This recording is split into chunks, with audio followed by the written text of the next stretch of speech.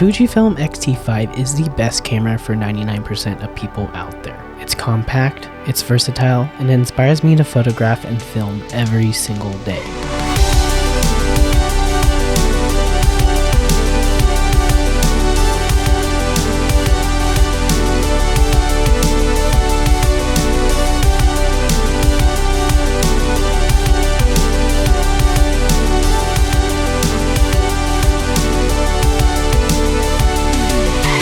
Over the past 11 months, I put this camera through its paces in professional settings, creative projects, and documenting everyday life. The Fujifilm XT5 allows you to have all the modern conveniences of a digital mirrorless camera and marries them perfectly with the tactile experience of the analog world. And unlike the ever popular X100V, you aren't stuck with just one focal length. This camera is not for everyone, but if you're watching this video, chances are it probably is for you.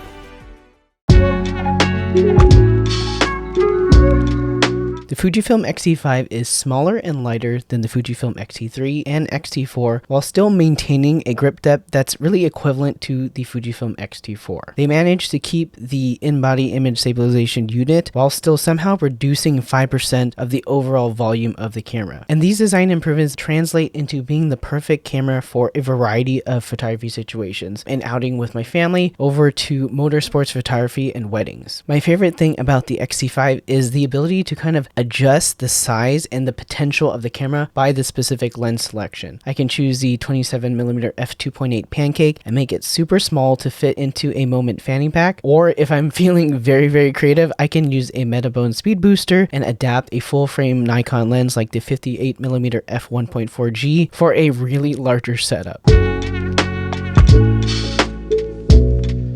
After releases like the XS10, the XH2S, I'm very happy that Fujifilm is finally releasing something that goes back to photography first with the exposure dials. With that said, I actually don't use the exposure dials themselves. The main reason why I don't like the PASM or the PASM dial is because the Fujifilm cameras that have the PASM dial have all been having a dedicated ISO button and don't really have the ability to have the front dial ISO. With the XT cameras, I set my ISO to C so that I can set my front command dial to adjust ISO, and I set my rear command dial to shutter speed by shifting the shutter speed dial to T. And then I adjust the aperture with the aperture ring. This allows me to have all hands on camera without having to take my hand off to adjust anything. I also love the fact that the Fujifilm XT5 has added the function button at the top of the camera, and I use this to be able to change between my different Fujifilm film simulation recipes, Reggie's Portrait, and then my HP5 black and white film simulation recipe.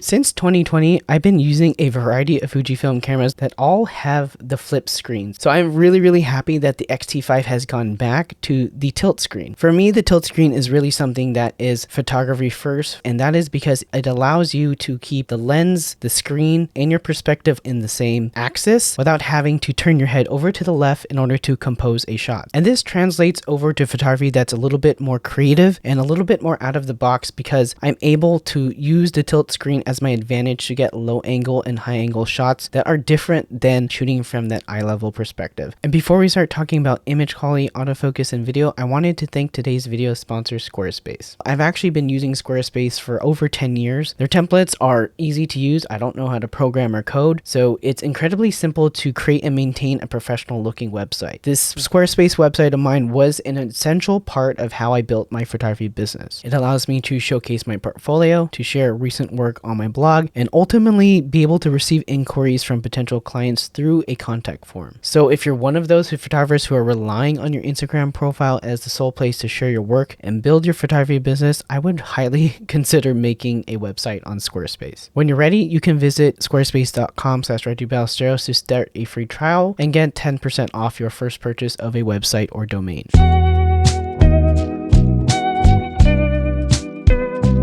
Aside from the physical design of the camera, one of the biggest improvements going from the X-T4 over to the X-T5 is the new X-Trans 5 HR sensor, which increases to 40 megapixels. So while increased resolution sounds like a really big reason to upgrade, in practice for me, I actually don't think it affects my real world photography too much because I don't do a lot of cropping in post. I actually shoot the X-T5 trying to get it right in camera. I shoot in 100% JPEG, I use film simulation recipes, and I aim to do little to no post-processing after the fact. With that said, there's one specific advantage of this higher resolution that I think a lot of photographers have not mentioned on YouTube at all, and that is the advantage of the digital teleconverter. This allows me to use, say, the 18mm 1.4 prime lens and still have a little bit more punched in focal lengths. This gives me more creative flexibility to almost have 3 primes in one when going out to shoot with a single prime lens.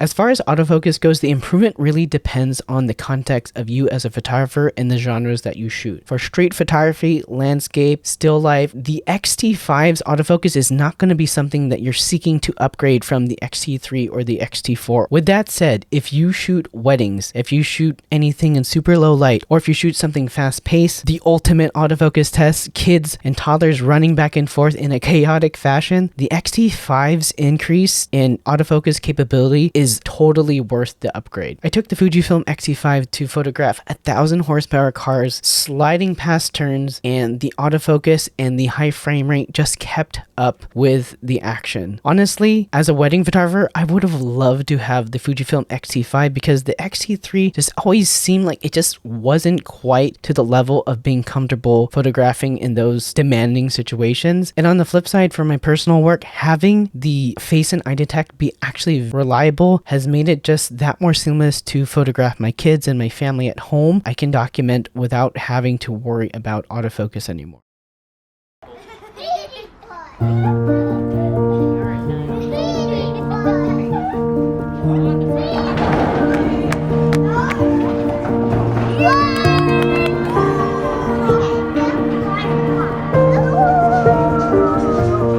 Something that was present on the X-T4 that the X-T3 didn't have is the dedicated switch to go from stills to video. And on the X-T5, I absolutely love this when it comes to personal documentation of my family. What is it? Can I get on my camera? What a monster.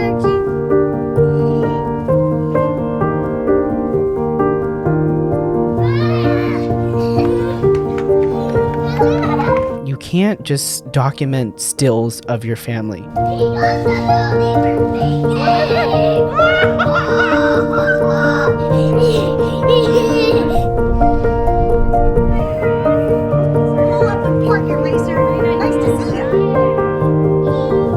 Being a dad and a photographer, my most important project at this point is creating a body of work that documents my family so that I can pass it on to them. And I think the X-T5 really caters to this specific project that I'm working on.